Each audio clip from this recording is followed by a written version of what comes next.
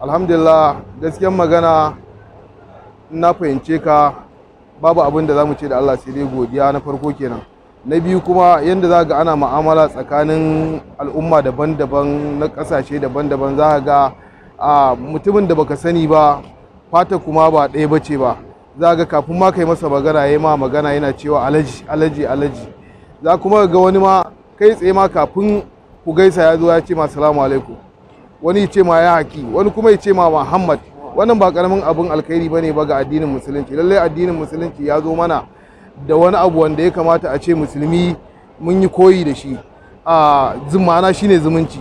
Zumunci yana da matukar muhimmanci ga ainihin al'ummar annabi, saboda haka ya kamata duk wani musulmi ya zamanto cewa ya sa wannan abin a ransa cewa musulmi dan uwan musulmi ne.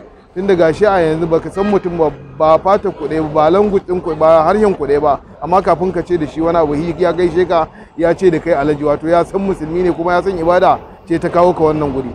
Lallai wannan abun farin ciki ne kwarai da gaske. Muna godiya ga Allah subhanahu wataala da kuma yi wa al'ummar Najeriya da jihar Kano mu addu'a. Allah subhanahu wataala ya taimake mu, ya taimaki jihar mu, ya taimaki ƙasar mu, ya ainihin sa shugabanninmu akan hanya madaidaiciya yadda za su taimaki al'umma. Muna fata waɗanda ba zo wannan guri ba Allah ya kawo su wannan guri, Allah ya wajara mu albarka, ya shige mana gaba.